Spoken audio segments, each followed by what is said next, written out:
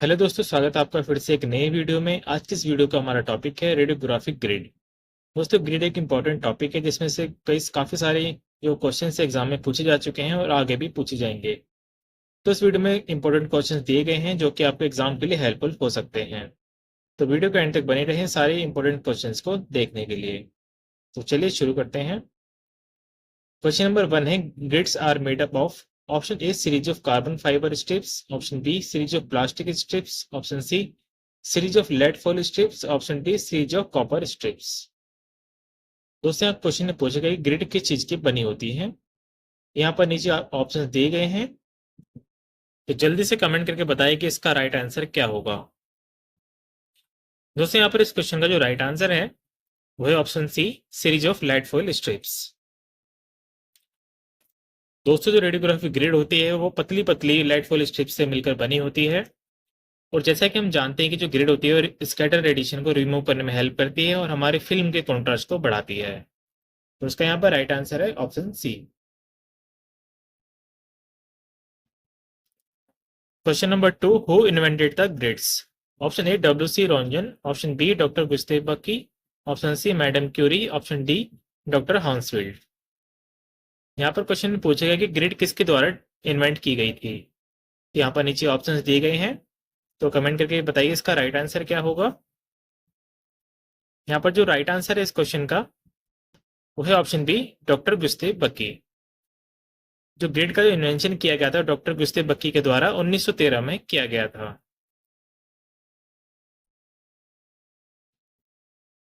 Question number 3, which of the following is the most effective in removing scatter radiation. Option A grids, option B double emulsion film, option C using high K V P technique, option D none of the above. दोस्तों, question में पूछा गया है कि यहाँ पर जो options दिए गए हैं उनमें से कौन सा ऑप्शन मोस्ट इफेक्टिव होता है स्कैटर रेडिएशन को रिमूव करने में। यहाँ पर नीचे ऑप्शन दिए गए हैं, ग्रिड्स, डबल इमल्शन फिल्म या फिर यूजिंग हाई केवीपी टेक्निक, या इनमें से कोई नहीं। कमेंट करके बताइए इसका राइट आंसर क्या होगा। इस क्वेश्चन का जो राइट आंसर है वो है option A, grids.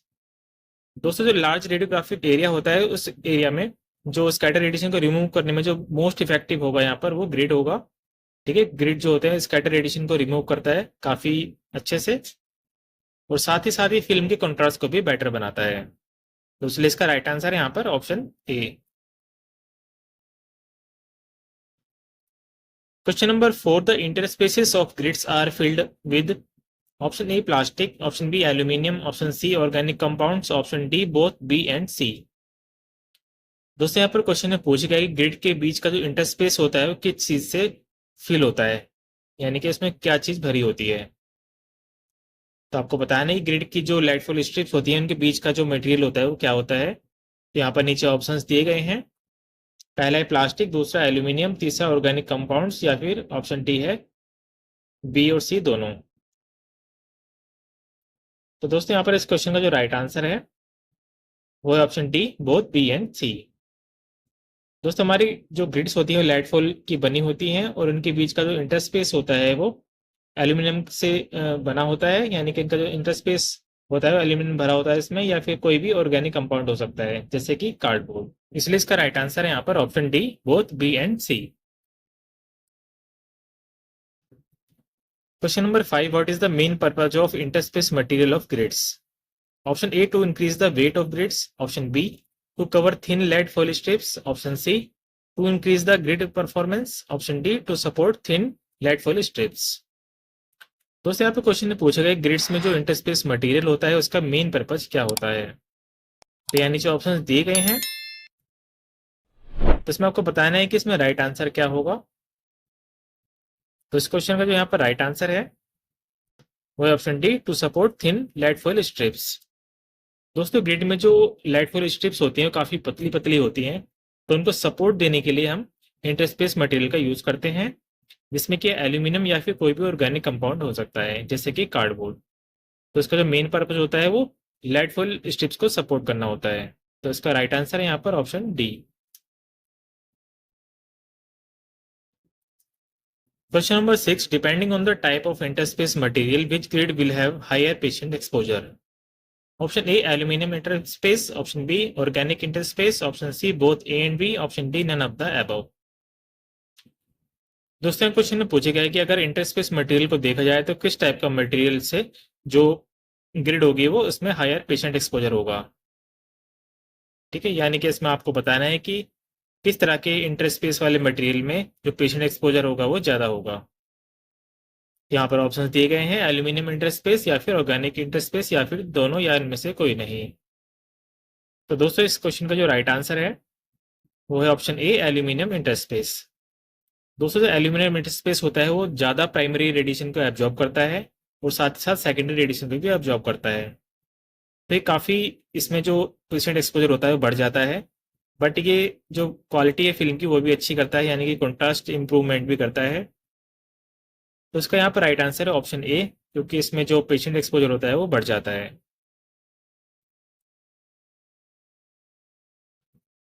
Question number 7, what is grid ratio? Option A height of lead strips upon distance between them, option B distance between lead strips upon height of them, option C number of lead strips upon thickness of them, option D thickness of lead strips upon length of them. दोस्तों यहाँ पर grid ratio पूछे गए कि क्या होता है। यहाँ पर नीचे ऑप्शन दिए गए हैं, यहाँ पर कमेंट करके बताइए कि राइट आंसर क्या होगा इसका। तो यहाँ पर जिस क्वेश्चन का जो राइट आंसर है वो है option A height of lead strips upon distance between them. ठीक है, ये इसको ग्रिड रेशियो बोला जाता है। ये एक रेशियो होता है जिसमें कि लेड स्ट्रिप की हाइट ली जाती है और नीचे डिस्टेंस इनके बीच की कितनी है उसको उससे डिवाइड किया जाता है, तो उसको ग्रिड रेशियो बोला जाता है। तो इसलिए इसका राइट आंसर है यहाँ पर option A. Question number 8, what is the approximate thickness of lead strips? Option A 1.0 centimetre, option B 5.0 mm, option C 0.05 mm, option D 0.90 mm। दोस्तों यहाँ पर पूछे गया है कि जो लेड स्ट्रिप्स होती हैं ग्रिड में उसकी अप्रोक्सीमेट थिकनेस कितनी होती है। तो यहाँ पर नीचे ऑप्शन दिए गए हैं, वो जो राइट आंसर है यहाँ पर वो है ऑप्शन सी 0.05 mm। दोस्तों ग्रिड में जो लेड फुल स्ट्रिप्स होती हैं वो काफ़ी पतली होती हैं और उसकी जो थिकनेस होती है अप्रोक्सीमेट वो 0.05 mm होती है। तो इसलिए इसका राइट आंसर है यहाँ पर option C. Question number 9, what does it mean by the term grid ratio? Option A grids ability to enhance exposure, option B grids ability to remove scatter rays, option C grids ability to improve patient exposure, option D grids ability to improve scan time. तो यहाँ पर question में पूछा गया है कि जो term होती है ग्रिड रेशियो इसका मतलब क्या होता है। यहाँ पर नीचे ऑप्शन दिए गए हैं, तो इस क्वेश्चन का जो राइट आंसर है यहाँ पर वो है option B grids ability to remove scatter rays. दोस्तों ग्रिड रेशियो का मतलब होता है कि उसकी किसी भी ग्रिड की मतलब एबिलिटी कितनी है किसी भी स्कैटर रेज को रिमूव करने में, यानी कि इसमें जितना अच्छा ग्रिड रेशियो होगा उतना अच्छी उसकी एबिलिटी होगी स्कैटर रेडिएशन को रिमूव करने में, यानी कि वो उतनी अच्छी ग्रिड मानी जाएगी जितने का उसका हायर रेशियो होगा। Question number 10, what is the available range of grids?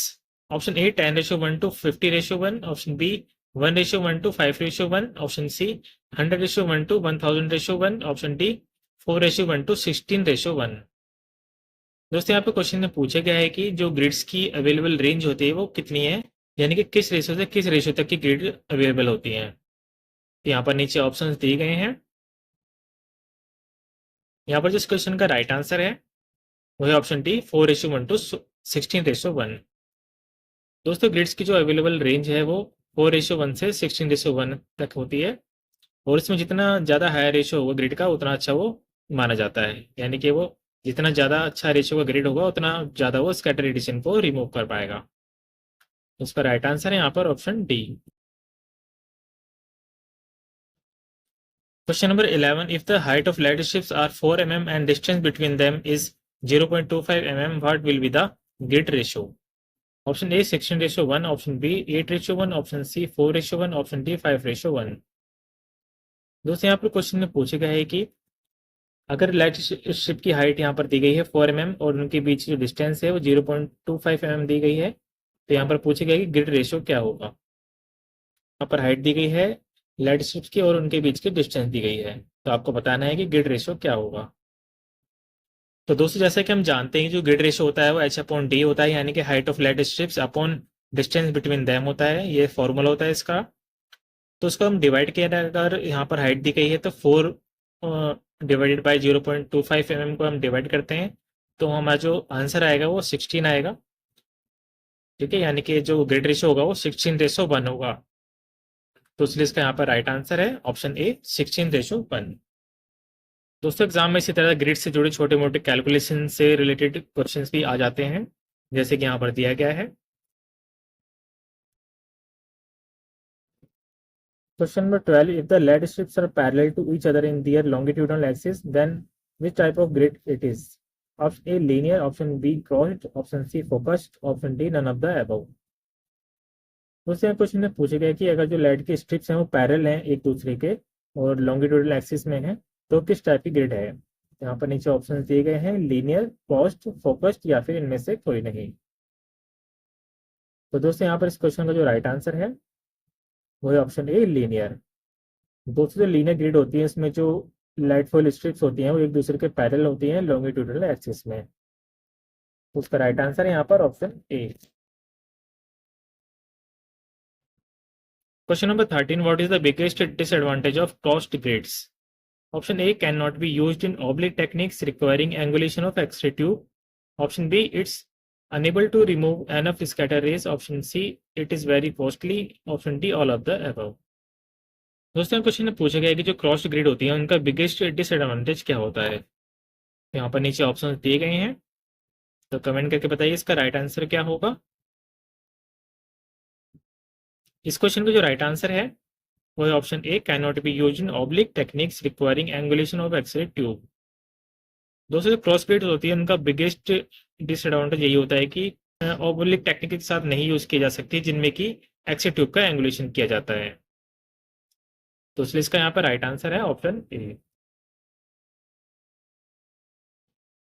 Question number 14, the grid ratio of cross grid is equal to, option A sum of the ratio of the two linear grids, option B sum of the ratios of the two focused grids, option C sum of the total interface material in grid, option D sum of the total light strips in a grid।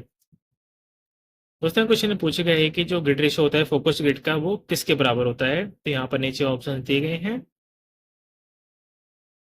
तो यहाँ पर जो right answer है वो है option A sum of the ratios of the two linear grids. Cross grid होती है वो दो लीनियर ग्रिड को क्रॉस करके बनती है। ठीक है, यानी कि जो क्रॉस ग्रिड का जो रेशियो होगा वो दो लीनियर ग्रिड के रेशियो के बराबर होता है। यानी कि अगर दो 5:1 की जो ग्रिड है लीनियर ग्रिड होती हैं, अगर उनको क्रॉस करके लगाया जाए तो जो क्रॉस ग्रिड बनेगी उसका जो ग्रिड रेशियो होगा वो 10:1 होगा। यानी कि 5:1 को प्लस करेंगे हम तो 10:1 का रेशियो बनेगा जो कि क्रॉस ग्रिड का ग्रिड रेशियो होगा। Question number 15, grids are used to dash by absorbing secondary radiation before it reaches the film। Option A reduce patient exposure, option B improve contrast, option C improve exposure techniques, option D all of the above।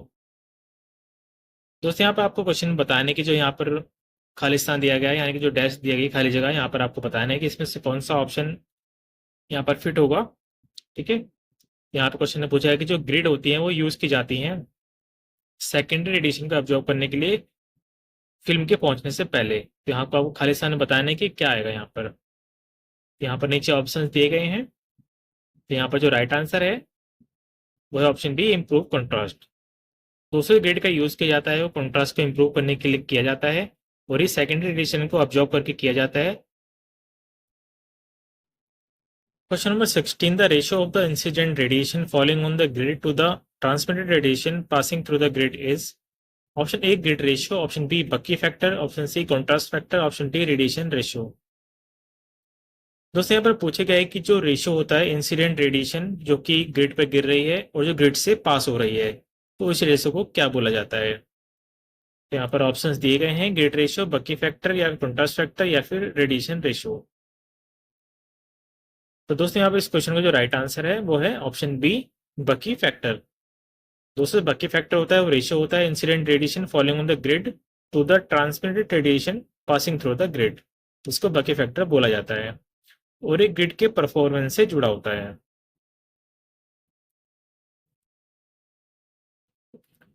Question number 17, which of the following is a method to check grid performance? Option A primary transmission, option B Bucky factor, option C contrast improvement factor, option D all of the above. दोस्तों यहाँ पर question में पूछे गए कि इसमें से कौन सा वो मेथड है जो कि ग्रिड की परफॉर्मेंस को चेक करने के लिए यूज किया जाता है। तो यहाँ पर ऑप्शन दिए गए हैं प्राइमरी ट्रांसमिशन, बकी फैक्टर, कॉन्ट्रास्ट इंप्रूवमेंट फैक्टर या फिर ये सारे।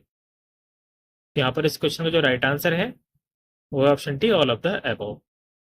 दोस्तों यहाँ तीनों जो ऑप्शन है यानी कि प्राइमरी ट्रांसमिशन, बकी फैक्टर और कॉन्ट्रास्ट इंप्रूवमेंट फैक्टर, तीनों फैक्टर ही ये तीनों मेथड ही यूज की जाते हैं ग्रिड के परफॉर्मेंस को चेक करने के लिए। ठीक है। Question number 18, which of the following indicates grid's ability to absorb scattered radiation? Option A convergent line, option B primary transmission, option C focusing range, option D Bucky factor. दोस्तों यहाँ पे question में पूछा गया कि इसमें से कौन सा ऑप्शन इंडिकेट करता है ग्रिड्स की एबिलिटी को स्कैटर रेडिएशन एब्जॉर्ब करने के लिए। यहाँ पर ऑप्शन दिए गए हैं, तो कमेंट करके बताइए इस क्वेश्चन का राइट आंसर क्या होगा। दोस्तों यहाँ पर इस क्वेश्चन का राइट आंसर है ऑप्शन डी बकी फैक्टर। दूसरे बकी फैक्टर होता है वो ग्रिड्स की एबिलिटी को इंडिकेट करता है स्कैटर रेडिएशन को एब्जॉर्ब करने के लिए, यानी कि जितना ज़्यादा बकी फैक्टर होगा उतना ज़्यादा उस ग्रिड की एबिलिटी होगी स्कैटर रेडिएशन को एब्जॉर्ब करने की। तो उसके यहाँ पर राइट आंसर है option D. Question number 19, the size of the Bucky factor depends on option A energy of the x ray beam, option B wavelength of the x ray beam, option C focusing range, option D operators performance.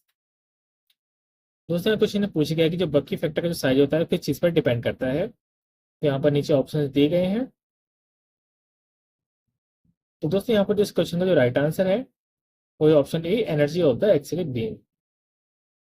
दोस्तों Bucky factor है वो depend करता है x ray beam की energy पर, यानी कि जितनी ज़्यादा एनर्जी होगी एक्सरे बीम की उतना ज़्यादा बकी फैक्टर होगा या फिर उतना बड़े साइज का जो है बकी फैक्टर होगा। तो ये एक्सरे बीम की एनर्जी पर डायरेक्टली डिपेंड करता है। Question number 20, which of the following will have larger Bucky factor?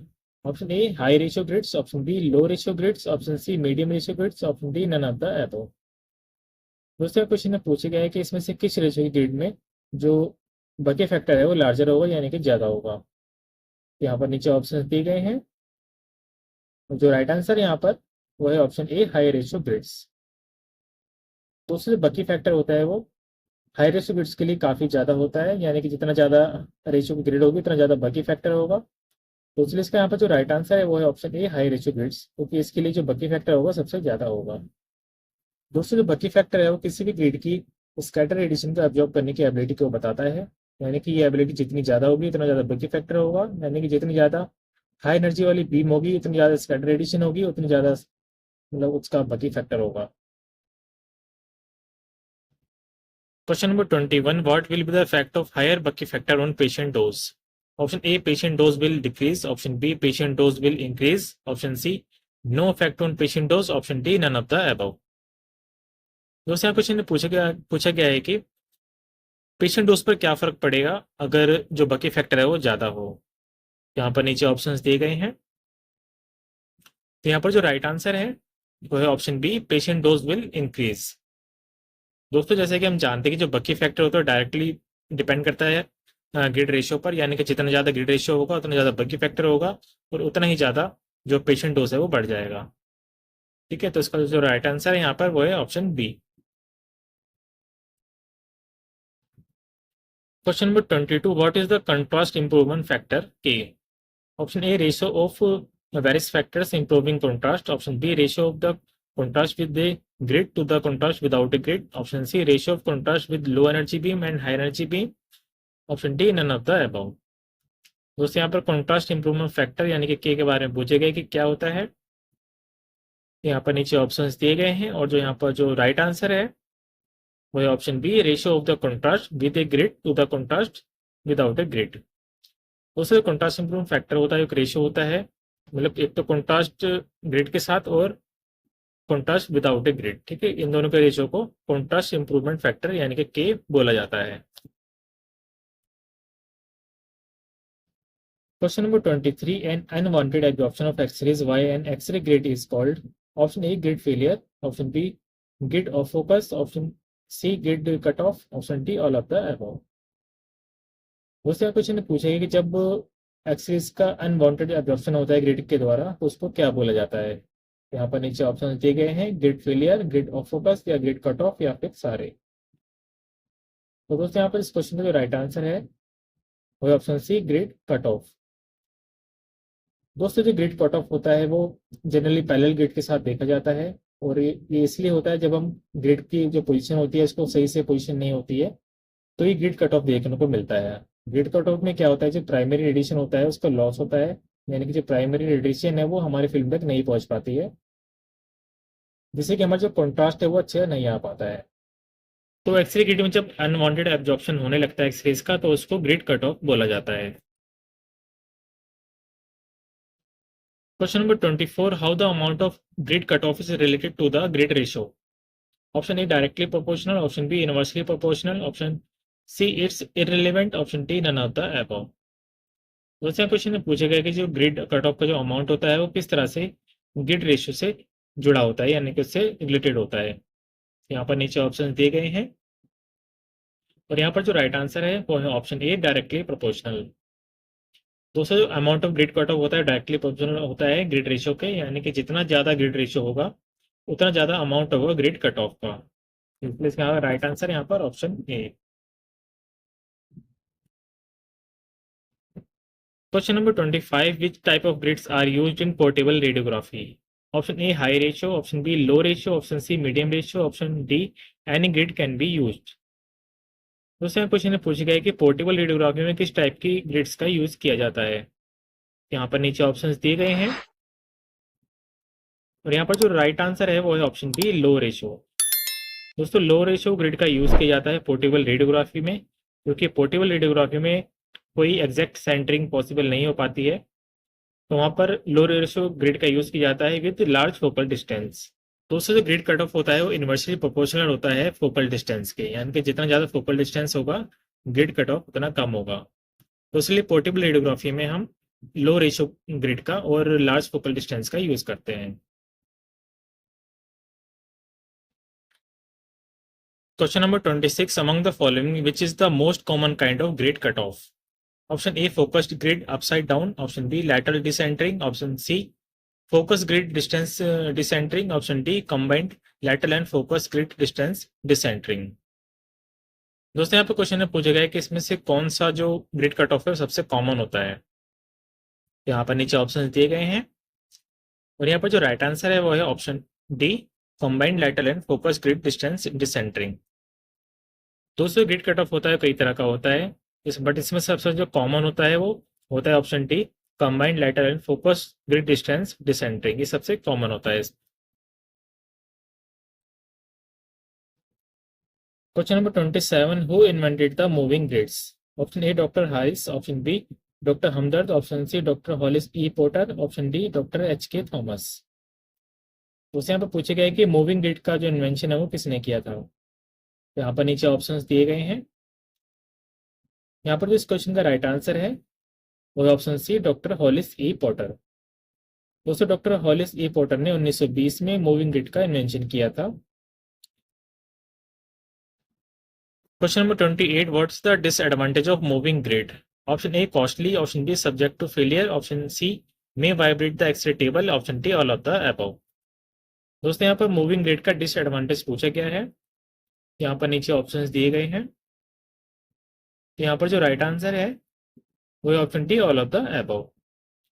दोस्तों जो मूविंग ग्रिड की जो डिसएडवांटेज होती है वो एक तो कॉस्ट होती है, इसकी कॉस्ट ज़्यादा होती है और ये फेल भी हो जाता है कभी कभी, और इसकी वजह से जो एक्सरे टेबल होती है वो भी वाइब्रेट करती है। और इससे भी ज़्यादा सीरियस जो इसका डिसएडवांटेज है वो है पेशेंट रेडिएशन डोज। दोस्तों मूविंग ग्रिड में जो पेशेंट रेडिएशन डोज होती है वो भी बढ़ जाती है। तो ये सारे ही इसके डिसएडवांटेज हैं, तो इसलिए इसका राइट आंसर यहाँ पर option D. Question number 29, below 90 kVp which ratio grid will give adequate results। Option A 8:1, option B 12:1, option C 16:1, option D 4:1।